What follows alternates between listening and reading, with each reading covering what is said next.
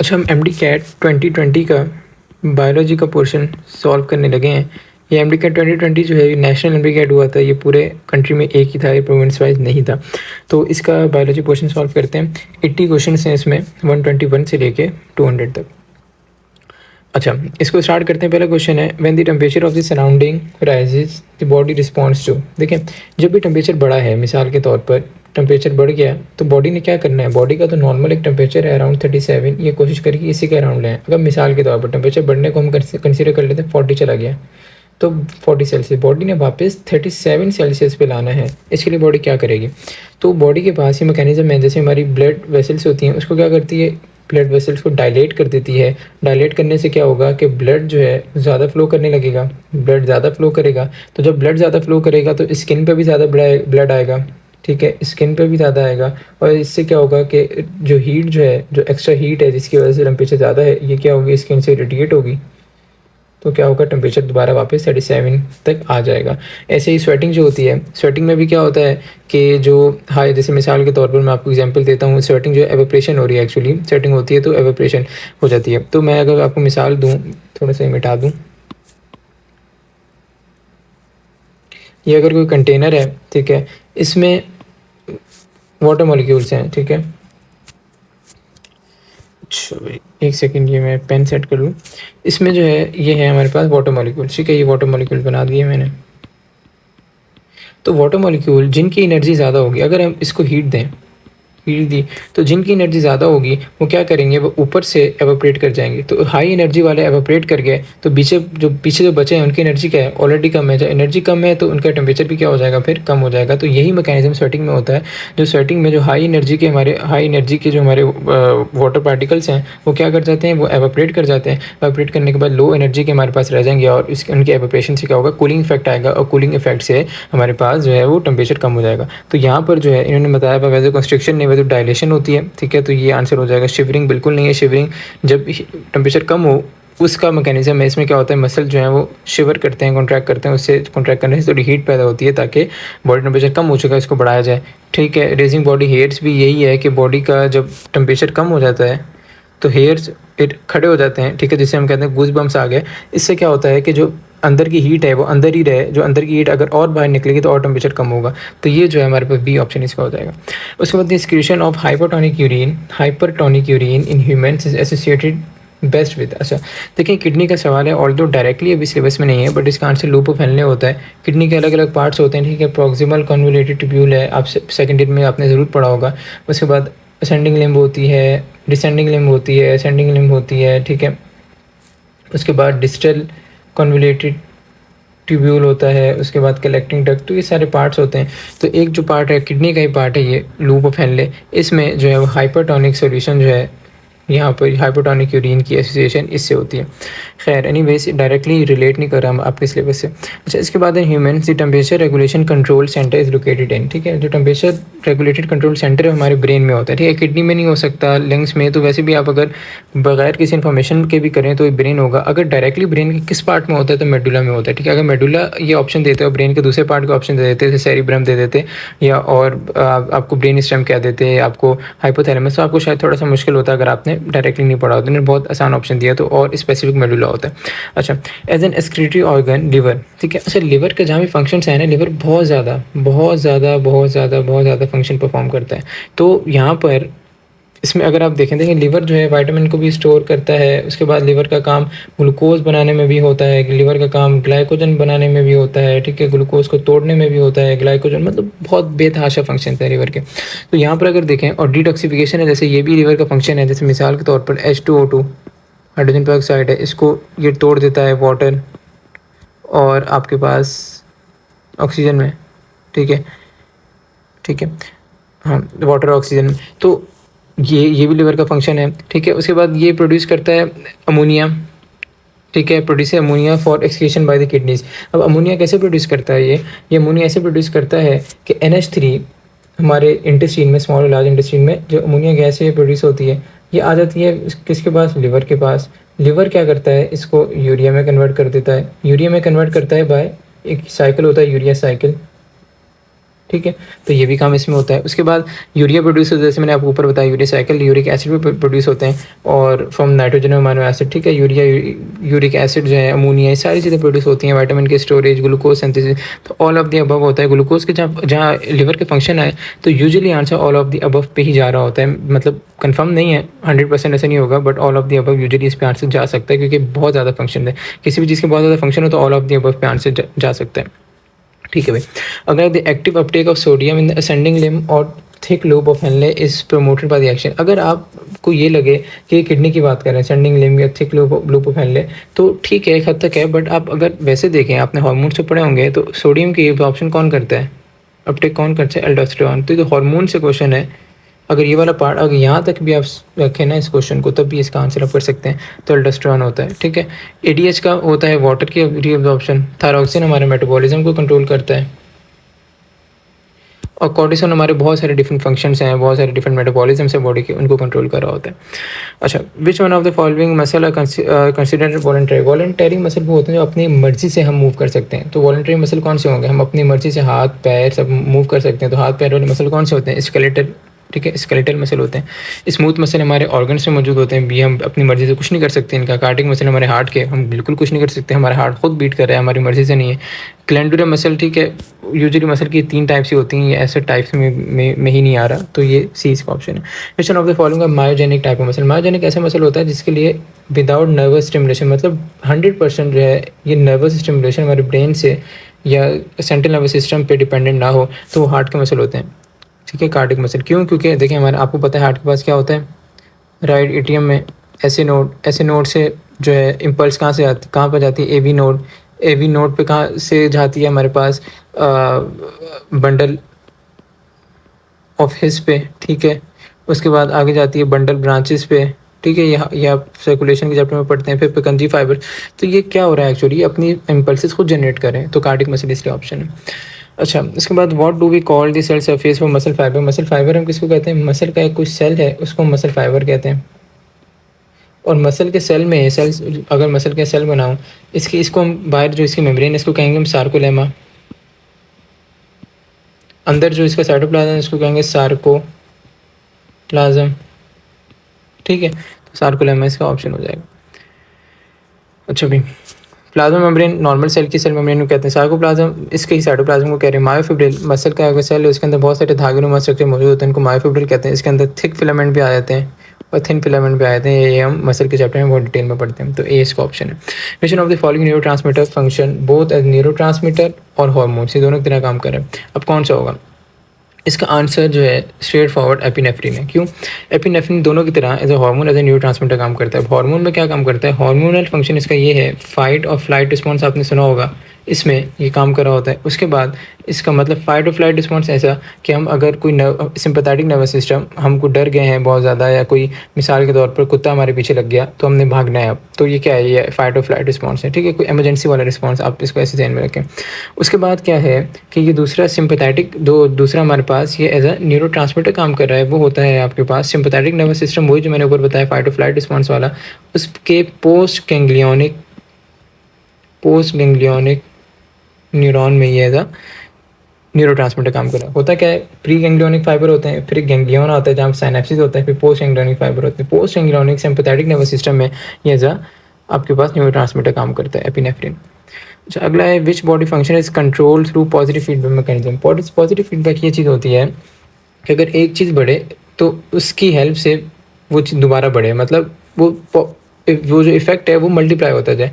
Negative effect ये होता है, जैसे मिसाल के तौर पर एक चीज़ बढ़े तो दूसरी चीज़ कम हो जाए, जैसे इसकी मिसाल क्या होगी? इसकी मिसाल ये होगी, पॉजिटिव फीडबैक की मिसाल तो इस क्वेश्चन में अभी करनी है, वो समझ आ जाएगा। नेगेटिव फीडबैक की मिसाल ये होगी, अगर ग्लूकोज लेवल है हमारी बॉडी में, अगर वो ग्लूकोज लेवल बढ़ जाता है, ठीक है, ग्लूकोज लेवल बढ़ जाता है तो हमारी इंसुलिन प्रोड्यूस होती है। इंसुलिन क्या करती है? ग्लूकोज लेवल को कम कर देती है। तो एक चीज़ बढ़ रही है, दूसरी प्रोड्यूस करके उसको कम करिए, तो नेगेटिव फीडबैक होता है। और पॉजिटिव फीडबैक जो है लेबर कॉन्ट्रैक्शन में, एमसीक्यू आपसे डायरेक्टली पूछा जाता है लेबर कॉन्ट्रैक्शन में। इसमें क्या होता है? लेबर कॉन्ट्रैक्शन में एक हार्मोन होता है ऑक्सीटोसिन, ये प्रोड्यूस होता है, ऑक्सीटोसिन प्रोड्यूस होता है, और ये और लेबर कॉन्ट्रैक्शन का आता है ताकि बच्चा पैदा हो, और ऑक्सीटोसिन प्रोड्यूस होता जाता है और लेबर कॉन्ट्रैक्शन होती आती है, मतलब एक चीज़ भी बढ़ी दूसरी भी बढ़ी है, तो इस वजह से इसको कहते हैं। अगला है which one of the following is common to all neurons, ठीक है। न्यूरॉन का अगर बेसिक स्ट्रक्चर बनाऊँ, सबसे ऊपर होते हैं डेंड्राइट, ठीक है, जो कि इम्पल्स को रिसीव करते हैं, फिर आती है सेल बॉडी, फिर नीचे होता है axon.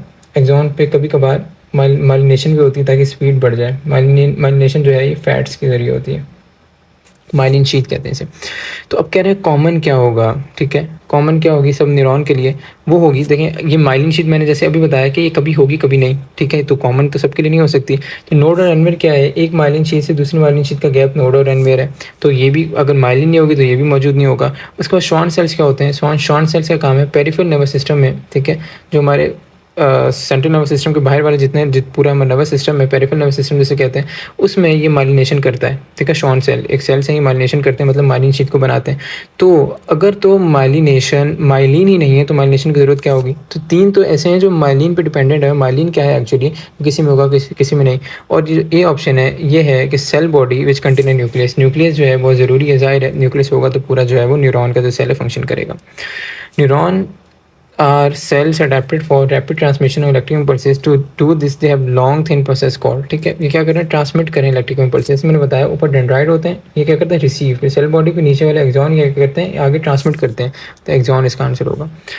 A dash is a junction between two neurons or between a motor neuron. Junction को क्या कहते हैं, साइनैप्स कहते हैं, ठीक है, बहुत आसान है। इसमें होता ये है कि अगर न्यूरॉन बिटवीन टू न्यूरॉन भी हो सकता है और एक न्यूरॉन और मसल के दरमियान भी हो सकता है। इसमें होता ये है कि अगर ये कोई भी न्यूरॉन है, ये अगला, ये पहली वाली चीज़ है, अगली वाली चीज़ है, कोई भी न्यूरॉन मसल कुछ भी हो सकता है, तो यहाँ से इम्पल्स आएगा, न्यूरोट्रांसमीटर रिलीज़ होगा, वो इस पर एक्ट करेगा, इसके चैनल सोडियम चैनल्स वगैरह खुलेंगे और न्यूरोट्रांसमीटर जब ये अपना काम कर लेगा दोबारा वापस चला जाएगा। तो इस पूरे एरिया को हम कह रहे होते हैं जहाँ एक्टिविटी हो रही है, synapse. Which one of the following represent the charges that occur in the changes that occur in the ovary and the uterus approximately over 28 days involving ovulation? Ovulation का मतलब है egg release with the breakdown and loss of lining of the uterus। ये होती है menstruation जिसमें bleeding होती है। तो पूरे साइकिल को हम कहते हैं menstrual cycle, ठीक है। मेंस्ट्रुअल साइकिल में आपका यूट्राइन साइकिल ओवेरियन साइकिल दोनों आ जाते हैं। सिर्फ ओवेरियन साइकिल नहीं कह सकते, ओव्यूलेशन तो सिर्फ एग रिलीज को कहते हैं, एम्ब्रियो फॉर्मेशन भी नहीं। तो पूरे साइकिल 28 डेज साइकिल को मेंस्ट्रुअल साइकिल कहते हैं। आसान सवाल है। Which of the following disease sexually transmitted, ठीक है, सेक्सुअली ट्रांसमिटेड डिजीज में गोनोरिया आ जाता है, साइफिलिस आ जाता है, एड्स आ जाता है, ठीक है। तो इसमें से देखते हैं कौन सा मिलता है हमें सिर्फ एड्स मिल रहा है। टीबी जो है ये माइकोबैक्टीरियम ट्यूबरक्लोसिस बैक्टीरिया से होता है, डेंगू भी नहीं, कॉलरा भी नहीं, तो एड्स इसका ऑप्शन हो जाएगा। एड्स में क्या होता है एक्चुअली, इम्यूनिटी बहुत वीक हो जाती है। इम्यूनिटी वीक होती क्यों होती है, क्योंकि जो एड्स का वायरस है ये टी सेल्स को इन्फेक्ट करता है और टी सेल्स को मार देता है। जब टी सेल्स मर जाएंगे तो हमें अपॉर्चुनिस्टिक इन्फेक्शन हो जाएंगे। मतलब क्या कि ऐसे इन्फेक्शन जो एक आम बंदा जिसको वो ऑप्शन जो इन्फेक्शन ना हो क्योंकि बॉडी की कुव्वत मुदाफ़ियत उसको इनहिबिट कर दे, तो ये वाले इन्फेक्शन भी इसमें होने लग जाते हैं और वो बंदा इवन इतना सीवियर ऐसे हो जाता है कि बंदा मर जाता है। Which of the following hormones of the pituitary gland regulate menstrual cycle. देखिए पिट्यूटरी ग्लैंड के दो लोब्स होते हैं, एक ये पोस्टीरियर वाला है, ये इंटीरियर वाला है। इंटीरियर से दो हार्मोन रिलीज होते हैं, एक एफएसएच और एक एलएच। एफएसएच का क्या काम है कि ये फॉलिकल्स को ग्रो कराता है और एलएच का क्या काम है, ये मिसाल के तौर पर फॉलिकल्स हैं, ठीक है, ये फॉलिकल ग्रो, इसके अंदर एग है। एलएच का क्या काम है कि एग को रिलीज़ कराता है, मतलब ओव्यूलेशन कराता है इन फॉलिकल के अंदर से। तो ये दोनों जो है पिट्यूटरी ग्लैंड के इंटीरियर लोब से रिलीज़ हो रहे होते हैं। तो एफएसएच और एलएच ये सी इसका ऑप्शन हो जाएगा। एस्ट्रोजन का एंडोमेट्रियम को थिक करने में काम होता है, ठीक है। उसके बाद प्रोजेस्टेरॉन का भी बाद में ये जो है प्लेसेंटा भी इसको बाद में रिलीज़ कर रहा होता है और कॉर्पस ल्यूटियम भी इसको रिलीज़ कर रहा होता है, ठीक है। तो इसका भी एंडोमेट्रियम को थिकनिंग कराने में काम होता है। हीमोफिलिया ए एंड बी और colour blindness and testicular feminisation example of. देखें ये तो बहुत आसान सवाल है, ये ऑटोजोमल रिसेसिव डिजीज़ हैं और यहाँ पर कोई ऑप्शन नहीं दिया हुआ, तो उस एयर में इसका जो है वो मार्क्स दे दिए होंगे, बट ऑटोजोमल रिसेसिव इसका आंसर है। ये आपकी बुक्स में बहुत यहाँ मेंशन होता है। अच्छा, ऑटोजोमल रिसेसिव का चलिए थोड़ा और बता देता हूँ। इसमें होता ये है कि सॉरी मैंने गलत बता दिया, इस सेक्स लिंक्ड, ठीक है, sex linked data x linked recessive इसका पैटर्न है, ठीक है, एक्स लिंक्ड रिसेसिव, ठीक है। Autosomal recessive x linked recessive. इसमें होता ये है कि अगर मेल है, मेल होता है एक्स वाई और फीमेल होती है एक्स एक्स, ठीक है। उनके सेक्स क्रोमोसोम को जब देखते हैं तो अगर कोई मैं ख़राब अलील को कंसीडर कर रहा हूँ स्मॉल सी अगर मेल में एक भी आ जाए तो मेल उस डिजीज़ से इन्फेक्ट हो जाएगा। अगर फीमेल में एक कैपिटल सी नॉर्मल आ गई और एक स्मॉल सी आ गई तो फीमेल जो है वो उस डिज़ीज़ के कैरियर ज़रूर होगी मतलब अगली जनरेशन में दे सकती है, वो खुद उसमें मसला नहीं होगा। तो ऑटोसोमल रिसेसिव ये एक्स लिंक्ड रिसेसिव ये ट्रेट होती है और मेल को ज़्यादा इफेक्ट करती है। क्यों? क्योंकि मेल के बाद एक ही एक्स है। ये भी एमसीक्यू आपसे पूछ लिया जाता है, ठीक है। ये ऑटोसोमल नहीं है, ये एक्स लिंक्ड है। अच्छा, we trait are most likely to affect men than women. देखिए वही जो मैं ऊपर बता रहा था, ये एक्स लिंक्ड रिसेसिव वही है जो ऊपर मैंने कॉन्सेप्ट बताया। Dash alleles both have an effect on phenotype of a heterozygous organism, ठीक है। अब ये क्या कह रहे हैं कि dash alleles both have an effect on the phenotype of a heterozygous organism. तो ये कोडोमिनेंट है, मतलब दोनों, बोथ कह रहे हैं, बोथ। यूजुअली क्या होता है, अगर मिसाल के तौर पर ये टॉल कराने वाली कैपिटल टी ट्रेट है, और अगर किसी के पास दोनों हर हर हर ट्रेट के लिए 2 क्रोमोसोम होते हैं, 2 जीन्स होती हैं हमारे पास, दोनों टॉल कराने वाली हो तो वो टॉल होगा। तो अगर एक टॉल कराने वाली हो, एक शॉर्ट कराने वाली हो, तो बंदा टॉल होगा। क्यों? क्योंकि टॉल वाली डोमिनेंट है। तो दोनों शॉर्ट कराने वाली हो तब वो बंदा शॉर्ट होगा। तो इसमें को डोमिनेंस में होता है, जैसे हमारा ए बी ब्लड ग्रुप है, ए बी, तो इसमें कोई भी डोमिनेंट नहीं, दोनों अपना अपना इफेक्ट शो करें, तो को डोमिनेंस का ये होता है। ये मेंडेलियन कैरेक्टर्स को फॉलो नहीं करता। When both the alleles of a gene pair are same, दोनों सेम होते हैं तो इसको हम कह देते हैं होमोजाइगस। अगर दोनों अलग होते हैं तो हम इसको क्या कह देते हैं? हेटेरोजाइगस।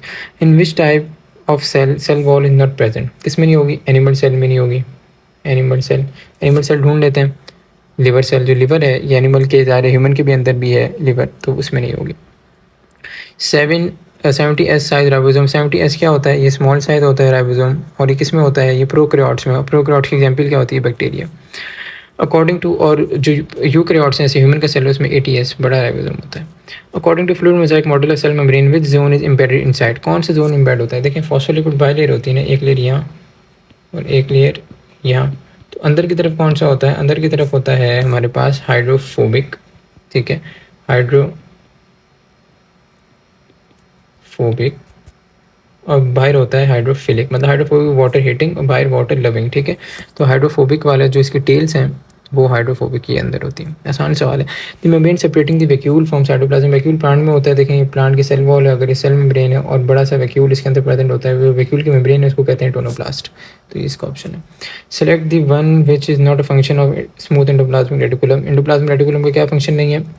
लिपिड्स को बिल्कुल मेटाबॉलिज्म करता है, ट्रांसमिशन में पल्सेस में भी आ जाएगा, ट्रांसपोर्ट ऑफ मटेरियल्स में ये नहीं है। प्रोसेसिंग ऑफ ग्लाइकोप्रोटीन्स, ये एक्चुअली फंक्शन होता है आपके पास गोल्जी का। जहाँ भी प्रोसेसिंग का आ जाए ना वर्ड, एक प्रोसेस हो रहा है, वो रिफाइन हो रहा है, पैकेज हो रहा है, तो गोल्जी ऑपरेटर्स होता है इसका आंसर। इसका काम ही ये है, इसका फंक्शन ये है। Which of the following organelle are involve in synthesis of plant cell wall, ये बहुत आसान है। गोल्जी कॉम्प्लेक्स, ये इसका फंक्शन है, ठीक है। प्लांट सेल वॉल को बनाना, चीज़ों को पैकेज करना, चीज़ों को रिफाइन करना, चीज़ों को प्रोसेस करना, सब गोल्जी के फंक्शन में आता है। अच्छा, which property of water helps to maintain integrity of, या सेल मेम्ब्रेन है, ठीक है, सेल मेम्ब्रेन लिख देता हूँ, सेल मेम्ब्रेन। तो इंटीग्रिटी ऑफ सेल मेम्ब्रेन को वाटर की ऐसी कौन सी प्रॉपर्टी जो मेंटेन करती है? ये होती है हाइड्रोफोबिक एक्सक्लूजन, ठीक है। हाइड्रोफोबिक एक्सक्लूजन जो है ये वाटर की ये सेल मेम्ब्रेन की इंटीग्रिटी को मेंटेन करती है।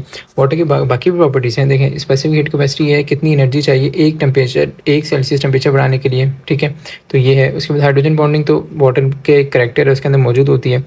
उसके बाद कोहेसिव एडिशन फोर्सेस, ये वाटर की आपस में मॉलिक्यूल्स में और वॉल के साथ, कंटेनर की वॉल के साथ होती हैं। तो इनके वाटर की अपनी अपनी प्रॉपर्टीज़ हैं, मगर ये सेल मेम्ब्रेन से इनका लेना देना नहीं है, वो डी ऑप्शन है, उससे होता है। हाइड्रोफोबिक एक्सक्लूजन एक्चुअली होता ही है क्योंकि हाइड्रोफोबिक पार्टिकल है, जैसे बहुत सारे ऑयल के ड्रॉपलेट्स हैं, इनको इकट्ठा करके जो है वो एक जगह हो जाए, तो हाइड्रोफोबिक एक्सक्लूजन ये होता है, ठीक है।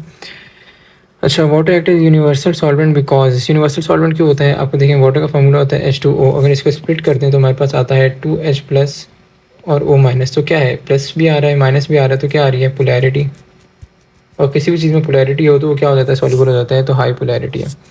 Lipid store double amount of energy as compare to carbohydrate because of, ये बहुत आसान MCQ है। लिपिड में कार्बन और हाइड्रोजन बॉन्ड ये बहुत ज़्यादा होते हैं, जहाँ भी कार्बन हाइड्रोजन बॉन्ड ज़्यादा हो वहाँ एनर्जी ज़्यादा प्रोड्यूस होती है।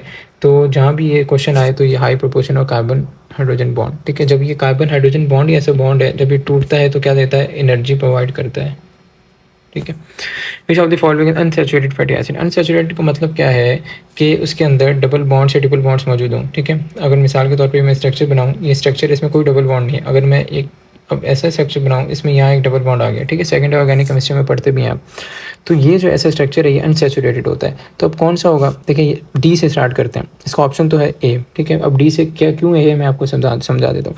एसिडिक एसिड का फार्मूला CH3COH। अगर एसिडिक एसिड का मैं यहाँ बनाऊँ तो ये CH3 है और carbon double bond oxygen OH, कहीं भी डबल बॉन्ड नहीं आ रहा, मतलब कार्बन की चेन में डबल बॉन्ड यहाँ नहीं, ठीक है। ये तो इसका फंक्शनल ग्रुप है, कार्बन की चेन में डबल बॉन्ड कहीं नहीं आ रहा, तो ये नहीं हो सकता। ब्यूटारिक एसिड का फार्मूला है C3H7COH, ये मैंने मेंशन किया हुआ है। तो C3 है 1 2 3 C3, ठीक है।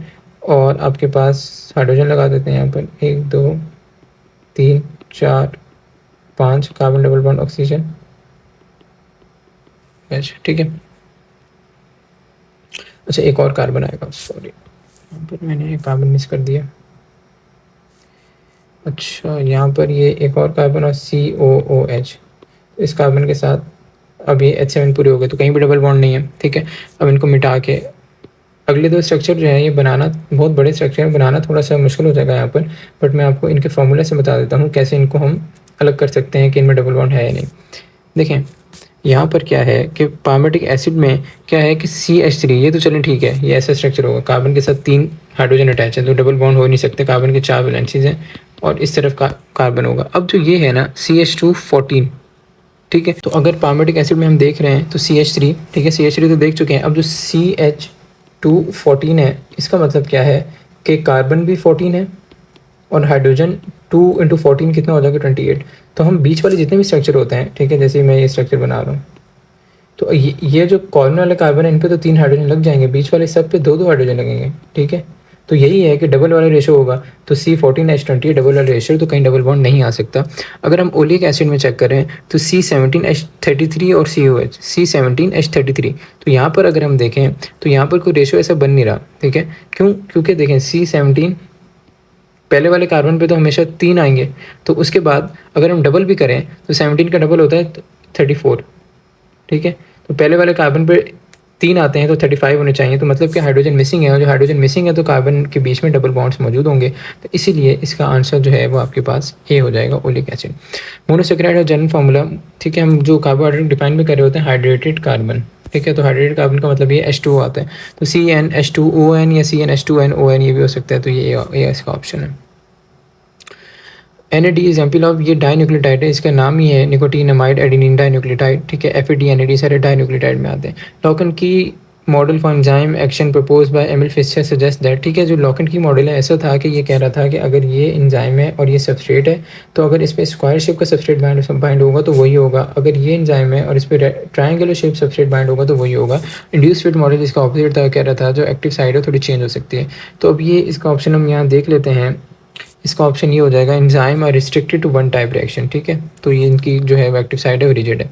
Most enzyme optimum temperature of around, ठीक है, 37 के अराउंड होता है, मगर सबसे करीब वैल्यू जो है वो 40 है, तो ये ऑप्शन हो जाएगा।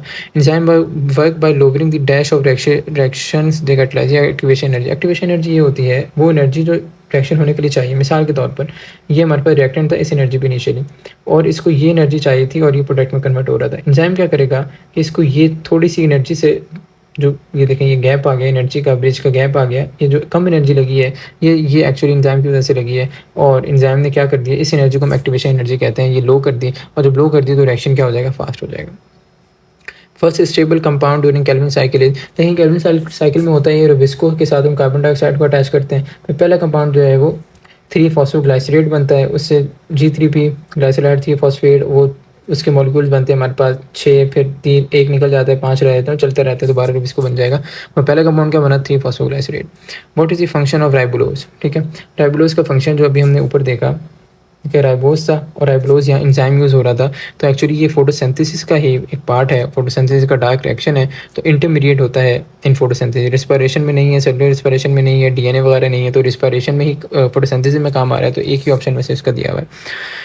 विच of the following process does not need pyruvic acid as a substrate, ठीक है। ये कह रहे हैं pyruvic acid as a substrate इसको नहीं चाहिए होता, तो कौन सा होगा। देखें फर्मेंटेशन कब होती है, जब हमारे पास ग्लाइकोलिसिस के एंड पे क्या बनता है, पायरुविक एसिड, ग्लाइकोलिसिस एंड बन गया। तो अगर तो ऑक्सीजन नहीं है ना, तो यीस्ट में अल्कोहलिक फर्मेंटेशन होने लग जाएगी, मतलब पायरुविक एसिड को यूज़ करके फर्मेंटेशन करेगा। एनारोबिक रिस्पायरेशन का एक दूसरा नाम है फर्मेंटेशन।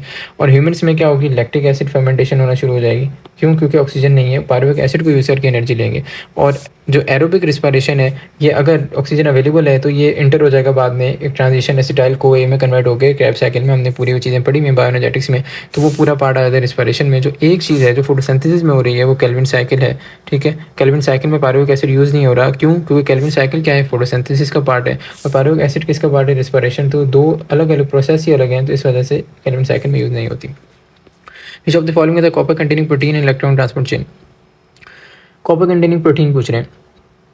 अब ये है प्लास्टोसियानिन, ये याद करना आपको पड़ेगा, ठीक है। साइटोक्रोम सी और फेरिडॉक्सिन ये आयरन कंटेनिंग है। प्लास्टोक्यूनिन में भी कॉपर नहीं होता, तो ये जो कॉपर कंटेनिंग है ये प्लास्टोसियानिन होती है, ठीक है। In electron transport chain ATP synthesis take place when electron moves from, ठीक है। एटीपी सिंथेसिस कैसे होती है, जब इलेक्ट्रॉन कहाँ से कहाँ मूव करता है? तो इलेक्ट्रॉन मूव करता है प्लास्टोक्यूनिन से साइटोक्रोम। ये रेट लिमिटिंग स्टेप है। ये एमसीक्यू अच्छा एमसीक्यू है, थोड़ा ट्रिकी एमसीक्यू बनाया इन्होंने कि जिसने साइकिल याद कर ली होगी और ये इसमें छोटी छोटी बातें नहीं देखी होंगी तो वो ये चीज़ नहीं कर पाएगा। होता है फोटो सिस्टम 1 से इलेक्ट्रॉन जाते हैं प्राइमरी इलेक्ट्रॉन इस एक्सेप्टर के पास, प्लास्टोक्यूनिन पे साइटोक्रोम पे प्लास्टोसियानिन पे फोटो सिस्टम 2, फिर आगे दोबारा प्राइमरी इलेक्ट्रॉन एक्सेप्टर, ठीक है, वो आगे चलता रहेगा। एनएडीपी रिडक्टेज वगैरह। तो जो प्लास्टोक्यूनिन से साइटोक्रोम पे जा रहा है ये रेट लिमिटिंग है, और यहीं पर एटीपी जो है वो प्रोड्यूस होती है, तो ये भी ऑप्शन है। Law of independent state. Law of independent जो है मेंडल का सेकंड लॉ है, इसमें ये कहता था कि हर जीन जो है वो सेपरेटली इंडिपेंडेंट सेग्रेट होती है, अलग जाती है। मिसाल के तौर पर ये जीन्स हैं, ठीक है, आई कलर की जीन है मिसाल के तौर पर, ये हेयर कलर की जीन है, हेयर कलर आई कलर। तो वो ये कहता है अगर इससे आगे गैमेट बनने हैं, ठीक है, गैमेट मतलब स्पर्म और एग, तो ज़रूरी नहीं है कि ये पूरी जो आई कलर हेयर कलर की जो जीन्स हैं एक क्रोमोसोम पे हैं, तो अगर गैमेट में जाए तो ये साथ ही जाए। हो सकता है ये आपस में क्या कर लें, सेग्रीगेट कर लें, इंडिपेंडेंटली अलग अलग हो जाए, ये अलग जाए किसी गैमेट में, अलग किसी गैमेट में जाए, क्रॉसिंग ओवर वगैरह हो जाती है। तो ये वाला जो ऑप्शन है ये आपको मिल जाएगा बी में, the alleles of each contrasting trait, ठीक है, have an unequal possibility to assort, मतलब जाना with alleles of other pair, ठीक है। तो ये है, ये कहना चाह रहे हैं, तो बी इसका ऑप्शन है। फिनोटाइप, फिनोटाइप हम कहते हैं फिजिकल अपीयरेंस को, फिजिकल अपीयरेंस जो नज़र आ रहा है। जीनोटाइप क्या है, उसके पीछे जितनी भी जेनेटिक्स है। तो अब फिनोटाइप ये form of appearance of a trait, C इसका ऑप्शन हो जाएगा। इन कंप्लीट डोमिनेंस, ठीक है, कंप्लीट डोमिनेंस का पूछ रहे हैं। कंप्लीट डोमिनेंस में क्या होता है, इसका बी ऑप्शन है। इसमें देखें मैं बता देता हूँ, वन अलील जो कि कैपिटल आर से शो करें, completely dominant over the other, ठीक है, complete dominant and the presence of recessive allele functionally hidden, ठीक है। So the heterozygous has the same round phenotype as homozygous. अब क्या कह रहे हैं, ये कहना चाह रहे हैं मेंडल का ये एक्चुअली पूरा कॉन्सेप्ट था कि अगर जैसे मैंने ऊपर आपको बताया टॉल है, ये दोनों इसके पास टॉल होने की जीन है तो ये टॉल होगा। अगर दोनों इसके पास शॉर्ट होने की जीन है तो ये शॉर्ट होगा। अगर इसके पास एक टॉल होने की एक डॉर्फ होने की मतलब शॉर्ट होने की जीन है तो ये टॉल ही होगा। क्यों? क्योंकि टॉल क्या है, डोमिनेंट है। तो कंप्लीट डोमिनेंस का कॉन्सेप्ट है वो एक्चुअली यही है कि क्या है, फंक्शनली रिसेसिव एलील जो है फंक्शनली हिडन हो जाती है। जैसे यहाँ पर ये रिसेसिव एलील है स्मॉल टी, ये क्या हुई, हिडन हो गई। अगला देखते हैं which one of the following is found in both messenger RNA and DNA of a mammalian cell. देखिए मैसेंजर आरएनए और डीएनए डबल हेलिकल स्ट्रक्चर सिर्फ डीएनए में होता है, आरएनए में सिंगल हेलिकल होता है। राइबोज शुगर जो है वो आपके पास आरएनए में होती है, डीएनए का नाम ही डीऑक्सीराइबोज है तो डीऑक्सीराइबोज शुगर होगी। थायमीन डीएनए में होता है, ये दोनों होता है। शुगर फॉस्फेट बैकबोन होती है। शुगर मतलब ये शुगर आ गई बीच में 5 कार्बन, इसमें फॉस्फेट जो है वो यहाँ पर अटैच होता है, तो ये दोनों में कॉमन होती है। तो न्यूक्लियोटाइड का बेसिक स्ट्रक्चर मैंने बनाया हुआ है कि ये शुगर है 5 कार्बन, पहले कार्बन पर नाइट्रोजन बेस, 5 कार्बन में फॉस्फेट, ठीक है। अच्छा भाई ये ऑप्शन है D, the cell of a body genetically identical apart from, ठीक है। कौन से सेल जेनेटिकल आइडेंटिकल नहीं होते थे, जेनेटिकल आइडेंटिकल है तो ये क्या होंगे, डिप्लॉयड टू एन क्रोमोसोम। जो रिप्रोडक्टिव सेल है जैसे स्पर्म हो गया और एग हो गया ये हेप्लॉयड होते हैं, ठीक है, इनका नंबर ऑफ क्रोमोसोम हाफ होता है तो इसलिए अलग होते हैं। Transcription is a process in which N RNA copy of DNA sequence and कॉपिंग of DNA gene is produce with help of enzyme. देखिए सिंपल, अगर आपको यहाँ तक भी ट्रांसक्रिप्शन को अलग लिखना है, ट्रांसक्रिप्शन क्या होता है, डीएनए से आरएनए बनाना, ठीक है। और बनने में जो भी एंजाइम यूज़ होता है वो पॉलीमरेज होता है। जैसे डीएनए के बनाने में डीएनए पॉलीमरेज, आरएनए में आरएनए पॉलीमरेज, तो बनाने के लिए आरएनए पॉलीमरेज एंजाइम यूज़ हो जाएगा। सिंपल इसका ऑप्शन है। The particular area of chromosome that an individual possess is called. देखिए ये एक्चुअली डेफिनेशन है कैरियोटाइप की, पर्टिकुलर एरिया ऑफ क्रोमोसोम। इसको और भी ये कह सकते हैं complete set of chromosome of an individual is called karyotype. ये डेफिनेशन दोनों इसी की डेफिनेशन है, तो ये इसका ऑप्शन हो जाएगा। मतलब क्या कि इंडिविजुअल के पूरे क्रोमोसोम है, जैसे हम 46 क्रोमोसोम पूरे को हम पढ़ें तो क्या कहलाएगा, वो कैरियोटाइप कहलाएगा। जीनोटाइप जेनेटिक्स है, फिनोटाइप फिजिकल अपीयरेंस है, allele alternate form of gene है, तो ये सी ऑप्शन है। During meiosis the homologous chromosome come together to form pairs, this process is known as. ठीक है, होता क्या है मियोसिस में, ये होता है कि अगर मिसाल के तौर पर ये क्रोमोसोम है, होमोलॉगस क्रोमोसोम, ये आपस एक दूसरे के करीब आएंगे, करीब आने के बाद ये पेयर्स बना लेंगे। ये ऐसे देखें एक दूसरे के ऊपर क्या हो गए, ओवरलैप हो गए, तो ये क्या कहते हैं, इसको हम कहते हैं साइनेप्सिस। ठीक है, इसको हम क्या कह रहे हैं, साइनेप्सिस। और जिस पॉइंट पे हुए ये पॉइंट्स कहलाते हैं, जो बिल्कुल पॉइंट पे कियाज्मा, फिर सेपरेट हो जाएंगे। ये वाला क्रोमोसोम कुछ अपने करेक्टर दूसरे को दे देगा और ये वाला क्रोमोसोम कुछ इसको दे देगा, उसको क्या कहेंगे, प्रोसेस को क्रॉसिंग ओवर। तो ये तीन चीज़ें जो हैं, तीन टर्मिनोलॉजीज आपको याद होनी चाहिए। अब क्या कह रहे हैं, कम टुगेदर मतलब करीब आ रहे हैं। पॉइंट का इन्होंने पॉइंट टू पॉइंट कॉन्टैक्ट करने में बोला कुछ, तो ये हो जाएगा साइनेप्सिस। अब पॉइंट टू पॉइंट कॉन्टैक्ट का कहते हैं तो क्याज्मा हो जाता है। ठीक है, पॉइंट टू पॉइंट कॉन्टैक्ट जो है क्याज्मा। ठीक है, at what phase the DNA content of cell is double. ठीक है, डीएनए कंटेंट होता है एक्चुअली एस फेज में, जिसको इंटरफेज कहते हैं। इंटरफेज में डीएनए जो है वो डबल हो जाता है, तैयारी वाला फेज है बिफोर सेल डिवीजन। वो which statement correctly describe the transcription of DNA. ठीक है, डीएनए ट्रांसक्रिप्शन, अभी मैंने बताया कि डीएनए से आरएनए बनना क्या कहलाता है, ट्रांसक्रिप्शन। तो यहाँ मैंने बताया इट प्रोड्यूसेस मैसेंजर आरएनए। ज़रूरी नहीं है मैसेंजर आरएनए, किसी भी टाइप का आरएनए बने, ट्रांसफर आरएनए हो, कोई भी आरएनए हो, वो ट्रांसक्रिप्शन ही कहलाएगा। मगर यहाँ और कोई आरएनए का बताया हुआ नहीं, तो यही ऑप्शन है।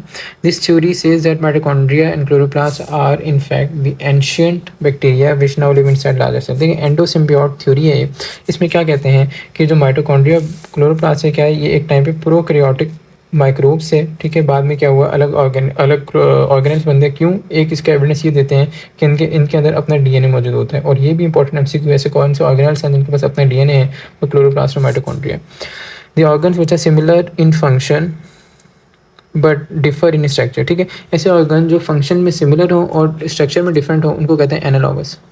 और ऐसे ऑर्गन जो कि स्ट्रक्चर में सिमिलर हो, फंक्शन में अलग हो, तो वो कहलाते हैं होमोलॉगस। ठीक है, तो ये दोनों टर्म्स आपको कंफ्यूज भी यूजुअली करती हैं, तो ये आपको याद होनी चाहिए। डैश अकर्स बिकॉज,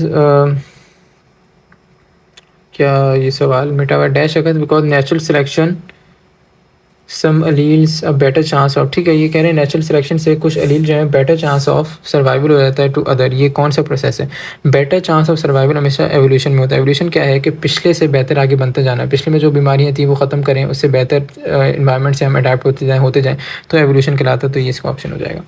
थोड़ा सा क्वेश्चन जो है वो हिडन है, बट मैंने यहाँ से देखा कि बेटर चांस ऑफ सर्वाइवल से।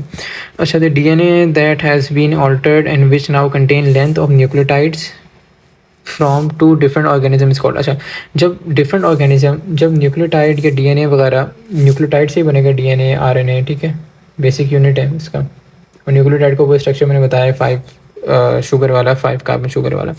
तो जब डीएनए मिक्स हो जाते हैं, मिक्सिंग की बात करिए, टू डिफरेंट ऑर्गेनिज्म मिक्सिंग की बात हो रही है, तो रिकॉम्बिनेंट डीएनए बनता है। मिक्सिंग से हमेशा रिकॉम्बिनेंट डीएनए आपको याद रखना है। कंबाइंड डीएनए ऐसा कुछ नहीं है। ठीक है, प्लाज्मिड होता है जो बैक्टीरिया में, एक्स्ट्रा सर्कुलर डीएनए होता है। ठीक है, और उसके बाद जो है वो वेक्टर। ठीक है, मतलब ये आपके पास ये ऑप्शन हो जाएगा D. It is a method for rapid production of a very large number of copies of a particular fragment of DNA. ठीक है, ये क्या कहना चाह रहे हैं कि डीएनए की लार्ज नंबर ऑफ कॉपीज़ बनाए हम। ये एक ही प्रोसेस होता है, इसको कहते हैं पीसीआर या पॉलीमरेज चेन रिएक्शन। इसमें क्या होता है, लैब टेस्ट है एक तरह का, जिसमें millions of copies, billions of copies DNA की बना देते हैं। इसी की डेफिनेशन है, बस डेफिनेशन एक तरह से पूछी भी है उन्होंने। What is the effect of enzyme DNA ligase. देखिए लाइगेज जो है, ये वर्ड ही थोड़ा थोड़ा बता रहे हैं। अगर आप लाइगेज को और से एक दो बार पढ़ें, कुछ जोड़ने का कुछ कॉन्सेप्ट दे रहा है, लाइगेशन जोड़ना। ठीक है, तो अब इसका काम क्या होगा, यही काम करेगा कि डीएनए फ्रेगमेंट्स को ज्वाइन करता है। होता क्या है, जेनेटिक इंजीनियरिंग में, ऑल्दो आपके सिलेबस में नहीं है, अगर मिसाल के तौर पे ये एक डीएनए है और ये दूसरा डीएनए है, हम चाह रहे हैं इसका ये वाला पार्ट जो है रिमूव कर दिया मैंने, और इसका ये वाला पार्ट रिमूव करके अब इसका ये वाला पार्ट यहाँ ट्रांसफ़र कर दिया। तो मैं कलर थोड़ा चेंज कर लेता हूँ, ट्रांसफ़र कर दिया यहाँ पर। तो जो ये क्या किया एक्चुअली, एक बार रिमूव किया, रिमूव करके दूसरे डीएनए का वहाँ ट्रांसफ़र किया, एक्चुअली वो क्या किया, चिपकाया, लगाया, तो उसके लिए कुछ चीज़ यूज़ होगी चिपकाने के लिए, इस लगाने के लिए, तो वो एक्चुअली वो ये यूज़ हो रही है, यही डीएनए लाइगेज जो है ये यूज़ होता है एंजाइम, और ये इसका काम है डीएनए फ्रेगमेंट्स जो हैं, डीएनए के टुकड़े हैं, उनको आपस में जॉइन कर देता है। Which of the following is a components tools of recombinant DNA technology, ठीक है। तो कौन कौन से देखें, जीन्स, रिकम्बिनेंट डीएनए टेक्नोलॉजी वही ऊपर मैंने बताया कि जीन्स को, डिज़ायरेबल जीन एक डीएनए से निकाल के दूसरे में लगाना, तो जीन ऑफ इंटरेस्ट होगा तो लगेगी। मॉलिक्यूलर सीजर ज़ाहिर है काटने का सामान होगा, एक डीएनए से हम उसका हिस्सा काटेंगे, दूसरे का काटेंगे, चिपकाएंगे, तो ये मॉलिक्यूलर सीजर ज़रूरी है। मॉलिक्यूलर ग्लू होगी तो चिपकाएंगे, ठीक है, तो ऑल ऑफ दी अबव इसका ऑप्शन होगा। जेल इलेक्ट्रोफोरेसिस है टेक्निक, मैं आपको पहले ऑप्शन पे जाने से पहले बता देता हूँ होती क्या है। इसमें हम क्या करते हैं कि हमारे पास पॉजिटिव और नेगेटिव जो है इलेक्ट्रिकल फील्ड अप्लाई करते हैं, और बीच में जेल होती है, तो मॉलिक्यूल जो होगा वो अपने साइज़ के हिसाब से और अपने चार्ज के हिसाब से भी क्या हो जाता है, सेपरेट हो जाता है। मिसाल के तौर पर यहाँ पॉजिटिव अप्लाई किया, नेगेटिव अप्लाई किया, और इतना बड़ा मॉलिक्यूल था, ये सेपरेट होने लग गया, ये कुछ पार्ट इसके यहाँ चले गए, कुछ यहाँ, कुछ यहाँ, कुछ यहाँ, ठीक है। तो यही मेथड होता है, यही मेंशन है। सेपरेट जो है मिक्सचर करते हैं किसका, डीएनए, आरएनए, प्रोटीन, ये तीन चीज़ें यूज़ करते हैं according to size by electrical field apply करके। तो ये इसका, और ये कब यूज़ होता है, फोरेंसिक साइंटिस्ट यूज़ करते हैं। तो ये अगर ए ऑप्शन में उन्होंने फोरेंसिक साइंटिस्ट ही बता दिया तो वही होगा, ठीक है। इसका option employed by forensic scientist to assist in the identification individual by the respective type of DNA, ठीक है। इससे क्या करते हैं हम, इंडिविजुअल की जो है वो आइडेंटिफिकेशन कर रहे होते हैं उनके डीएनए देख के कि इंडिविजुअल ये कौन है। जैसे मिसाल के तौर पर कोई मर्डर हो गया, कुछ हो गया, तो हम देखेंगे डीएनए ये बंदा कौन है, क्या है, तो इस वजह से उसका पूरा हम कर रहे होते हैं फोरेंसिक करके। ट्रांसजेनिक ऑर्गेनिजम्स, ठीक है, 179 है। ट्रांसजेनिक ऑर्गेनिजम्स क्या होते हैं, इनमें क्या होता है, ट्रांसजेनिक ऐसे ऑर्गेनिज्म है जिनमें ए ऑप्शन क्या है, फॉरेन डीएनए इंसर्टेड, बिल्कुल सही है, इनके अंदर फॉरेन डीएनए भी होता है। Have an important role in large scale production of medicine product, ठीक है, ये भी होता है, ठीक है। हम अगर मिसाल के तौर पर ये डीएनए था, इसके अंदर कोई और पार्ट डीएनए का, जैसे ऊपर हमने देखा रिकॉम्बिनेंट डीएनए में कोई और पार्ट हम लगा दें इसमें डीएनए का, तो क्या होगा, हम अपनी मर्ज़ी से लगा रहे हैं, तो इसका कोई ना कोई मकसद होगा। हमने कोई जैसे इंसुलिन वगैरह प्रोड्यूस कराते हैं तो कोई ना कोई मकसद है, तो वो क्या होता है, हमें मेडिकल फ़ायदा देता है वो। उसके बाद कंसीडर्ड बेनिफिशियल टू ह्यूमन, बिल्कुल सही है, जैसे इंसुलिन प्रोड्यूस करा रहे हैं तो ह्यूमन को बेनिफिशियल है, तो ऑल ऑफ द अबव इसका ऑप्शन हो जाएगा। ट्रांसजेनिक ऑर्गेनिज्म वो है जिनके अंदर फॉरेन जीन इंसर्ट हो, तो ये दोनों बातें फॉरेन जीन इंसर्ट करके हम अचीव करे होते हैं, बी और C. Which of the following is not necessary for PCR to occur, PCR हमने ऊपर देखा डीएनए के कॉपीज़ बनाते हैं, तो पीसीआर के लिए क्या चीज़ नहीं चाहिए, डीएनए का काम करें हम पूरा। तो आरएनए अगर यहाँ आ गया है राइबोन्यूक्लियोटाइड, तो हमें नहीं चाहिए, आरएनए से लेना देना ही नहीं है, तो बाकी चीज़ें सारी होती हैं। अब बाकी चीज़ें अगर आपको नहीं भी पता थी तो आप ये आरएनए से पता लगा सकते हैं, काम पूरे डीएनए के ऊपर है। The end product of glycolysis in aerobic respiration, अभी ऊपर देखा है, पायरुवेट होता है, पायरुविक एसिड ग्लाइकोलिसिस का एंड प्रोडक्ट होता है, 3 कार्बन कंपाउंड है, ठीक है। Which of the following is not related to envelope, चलें इसका और बता देता हूँ। हाँ, ये जो है ग्लाइकोलिसिस का एंड प्रोडक्ट है, और इसमें ग्लाइकोलिसिस में जो है एटीपी 4 बनते हैं और नेट 2 होता है, क्योंकि 2 जो है वो बनाने में यूज़ हो जाते हैं। थोड़ी सी एडिशनल इन्फॉर्मेशन दे दी, ये भी आपसे एमसीक्यू पूछ लिया जाता है। Which of the following is not related to envelope virus, envelope virus से क्या चीज़ कह रहे हैं रिलेटेड नहीं है। अब हम देखते हैं इसका option, they survive for a longer time. अच्छा, अगला देखते हैं, they envelope is sensitive to sunlight, ठीक है, ये बात है, इनका इन्वेलप जो है सनलाइट से सेंसिटिव होता है, ठीक है, ये बात आपको अगर नहीं पता तो याद करनी पड़ेगी।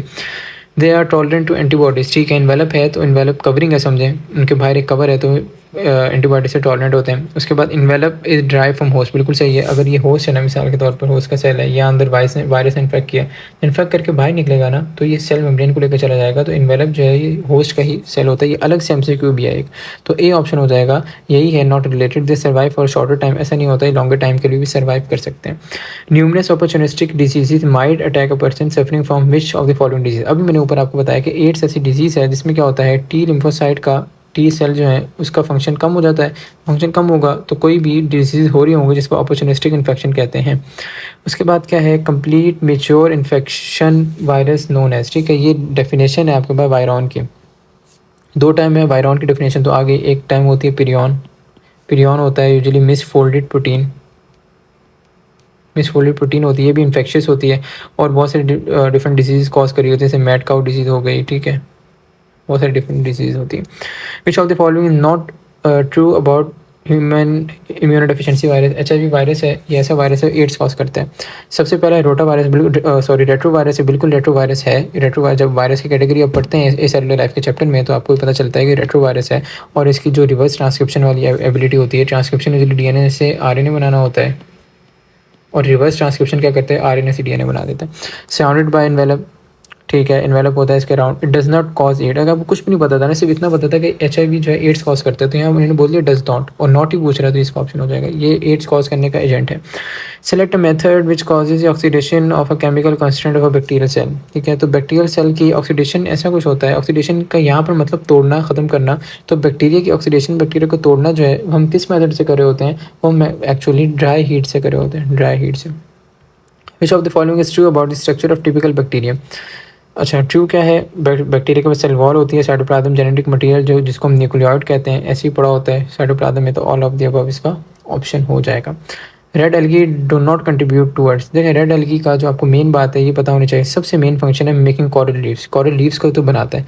उसके बाद बाकी जो आपको हो सकता है ऑप्शंस ना बताऊँ, थोड़ा सा मुश्किल सवाल है और थोड़ा सा आउट भी जा रहा है, बट इसका ऑप्शन जो है मैं आपको ऑप्शन बता देता हूँ, सी इसका ऑप्शन है। ये फर्टिलाइज़र बनाने में काम नहीं आता, लाइमस्टोन डिपॉजिट बनाने में भी काम आता है, और चॉक डिपॉजिट बनाने में भी काम आता है, बट फर्टिलाइज़र में इसका ऐसा रोल नहीं होता, तो ये आपको याद रखना है। Which of the following is true about amoeba, amoeba के बारे में पूछ रहे हैं कि ट्रू क्या है।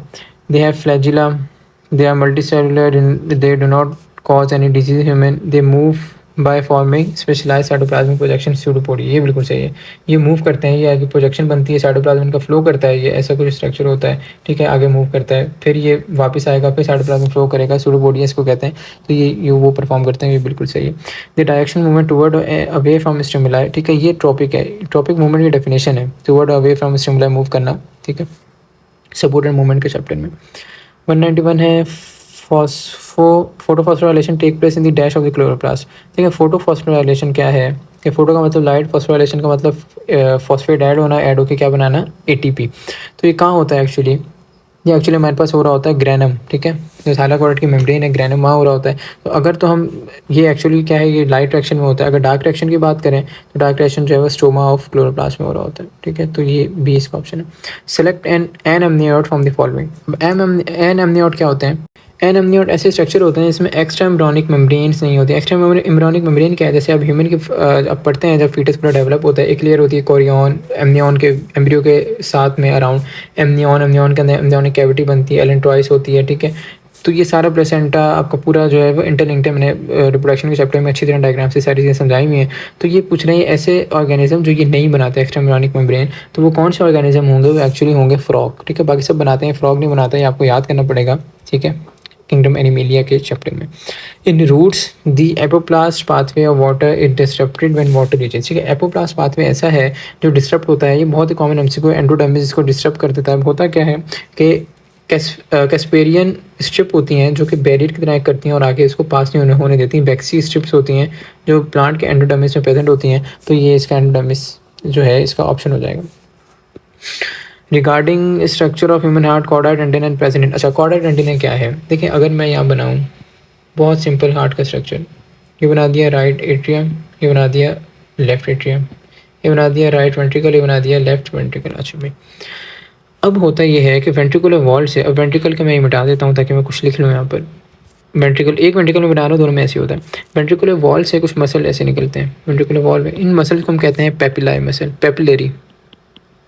पेपिलरी मसल, ठीक है भाई। पेपिलरी मसल जो है ये क्या करते हैं, और ये यहाँ पर होगा वैल्व, ठीक है। चलिए मुझे थोड़ा बड़ा बनाना पड़ेगा, इससे ऐसे नहीं बनेगा।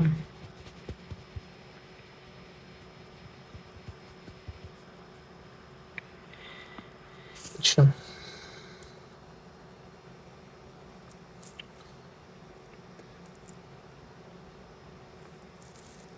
अच्छा, ये आ गया आपके पास एट्रियम में, छोटा बना देता हूँ, ये राइट एट्रियम है, ये लेफ्ट एट्रियम है, ये राइट वेंट्रिकल है, ये लेफ्ट वेंट्रिकल है, ठीक है। अब मैं वेंट्रिकल्स वाली चीज़ मिटा रहा हूँ। अब जहाँ वेंट्रिकल है यहाँ पे वैल्व मौजूद होंगे, ज़ाहिर है, ठीक है, एट्रियम और वेंट्रिकल के अंदर वाले। यहाँ पर वेंट्रिकुलर वॉल में कुछ मसल्स होते हैं, इनको हम नाम देते हैं पेपिलरी मसल, ठीक है, पेपिलरी मसल मैं ऐसे लिख रहा हूँ, पेपिलरी मसल। और जो वेल्व के लिफ्लेट्स हैं, ये वेल्व के लिफ्लेट्स हैं, यहाँ पर प्रेजेंट होते हैं आपके पास कॉर्डा टेंडिनाई, कॉर्डा टेंडिनाई ऐसे धागेनुमा स्ट्रक्चर वो यहाँ पर पपली मसल से अटैच होते हैं और ये क्या करते हैं, ये वेल्व को बैक फ्लो, मिसाल के तौर पर वेंट्रिकल कॉन्ट्रैक्ट किया, अगर वेल्व ऊपर की तरफ खुल जाए तो ब्लड जो है दोबारा राइट एट्रियम से आए वहीं राइट एट्रियम में ही चला जाएगा। तो एक्चुअली क्या है, ये कॉर्डा टेंडिनाई और पेपली मसल आपस में ऐसे कनेक्टेड हैं और कहाँ मौजूद हैं, ये वेल्व लीफलेट में मौजूद हैं। अब क्या ये कहना चाह रहे हैं, तो ये एक्चुअली किसकी कॉन्ट्रैक्शन में काम दे रहे हैं, ये कॉन्ट्रैक्शन में काम दे रहे हैं वेंट्रिकल्स की, ठीक है। तो वेंट्रिकल्स में ये एक्चुअली पूरा सिस्टम वेंट्रिकल्स में ही मौजूद है। वेल्व लीफलेट नीचे एक्चुअली वेंट्रिकल में ओपन हो रहा है, पेपली मसल तो ये वेंट्रिकल्स में मौजूद ऐसे हो जाते हैं, मगर वेल्व लीफलेट जो है एग्जैक्ट लोकेशन है। The only when in human body carrying oxygenated blood, oxygenated blood कौन कैरी करता है, जो वेन होती है पल्मोनरी, ठीक है, बहुत ही बेसिक एमसीक्यू है। बट फीटस में जो है आप ये भी पढ़ सकते हैं अम्बिलिकल वेन, अम्बिलिकल वेन और आर्टरी का भी ऑपोजिट होता है। वेन जो है वो ऑक्सीजनेटेड कैरी करती है और आर्टरी जो है डीऑक्सीजनेटेड कैरी करती है। बट जाहिर है ये इसमें ह्यूमन बॉडी लिखा हुआ है, पैदा होने के बाद की बात कर रहे हैं। अगर आप फीटस से बात करें तो ये आपका हो सकता है। The cells which play very important role in developing immunity, कौन से सेल्स हैं, तो लिम्फोसाइट्स हैं, तो बहुत स्ट्रेट फॉरवर्ड है। मोनोसाइट क्या करते हैं, बड़े बड़े मतलब मेच्योर होकर मैक्रोफेज बना के सेल ईटिंग मतलब फैगोसाइटोसिस का काम करें, इन्फेक्शन हो गया तो बैक्टीरिया को खाना, ये वो। न्यूट्रोफिल क्या है, इन्फ्लेमेशन मतलब सूजिश हमारे जो इन्फ्लेमेशन होती है, सूज जाती है कोई जगह, तो न्यूट्रोफिल्स यूजुअली सबसे पहले इन्फ्लेमेशन में न्यूट्रोफिल्स आ रहे होते हैं, एक्यूट इन्फ्लेमेशन में, ठीक है। तो लिम्फोसाइट एक्चुअली थ्रोम्बोसाइट्स वगैरह ये नहीं है, लिम्फोसाइट्स का सी ऑप्शन है। Which of the following blood vessel of the highest blood pressure, बहुत आसान है, एरोटा आयोटा में होता है। एरोटा कहाँ से अराइज होता है, ठीक है, अगर ये 12 हार्ट वैसे बना देते हैं, right atrium, right ventricle, left atrium, left ventricle. Left ventricle जब ब्लड पंप करेगा जाएगा आयोटा में, ठीक है, तो आयोटा में जाएगा और जाहिर है जब लेफ्ट वेंट्रिकल से ज़्यादा पंप होकर आया तो आयोटा में गया, अब आहिस्ता आहिस्ता प्रेशर कम होता जाएगा तो आयोटा में सबसे ज़्यादा होता है। Auto immune disease act as a principal of, auto immune ऐसी हैं जो अपने बॉडी के अगेंस्ट से खुद काम करें। जैसे मिसाल के तौर पर हमारी बॉडी में ही एंटीबॉडी प्रोड्यूस हुई, हमारी बॉडी के अपने ही बॉडी को डिस्ट्रॉय करने लगे, तो क्या हुआ, सेल्फ खुद एंटीबॉडी बनाई, खुद डिस्ट्रॉय हो रही है, तो सेल्फ अगेंस्ट सेल्फ है, self against self. In human heart the left atrium receives, in human heart left atrium जो है वो रिसीव क्या करता है, 4 पल्मोनरी वेन्स फ्रॉम लंग्स। ये लेफ्ट एट्रियम है, ये बनाया मैंने heart, right atrium, right ventricle, left atrium, left ventricle. तो राइट एट्रियम से ब्लड जाएगा राइट वेंट्रिकल में, फिर राइट वेंट्रिकल से आगे जाएगा ब्लड लंग्स में, लंग्स में क्या होगा, इसमें ऑक्सीजन ऐड की जाएगी, ऑक्सीजनेशन होगी, लंग्स से दोबारा लेफ्ट एट्रियम में आ जाएगा और लेफ्ट एट्रियम में 4 पल्मोनरी वेन्स लेके आती हैं, फिर दोबारा लेफ्ट वेंट्रिकल में, भी यहाँ से आयोटा में, तो पूरी बॉडी में। तो ये डी ऑप्शन है। एंटीबॉडी से मैन्युफैक्चर्ड, एंटीबॉडी बहुत आसान है, बी लिम्फोसाइट जो है, ठीक है, बी लिम्फोसाइट बनाते हैं, प्लाज्मा सेल बनाते हैं एंटीबॉडी।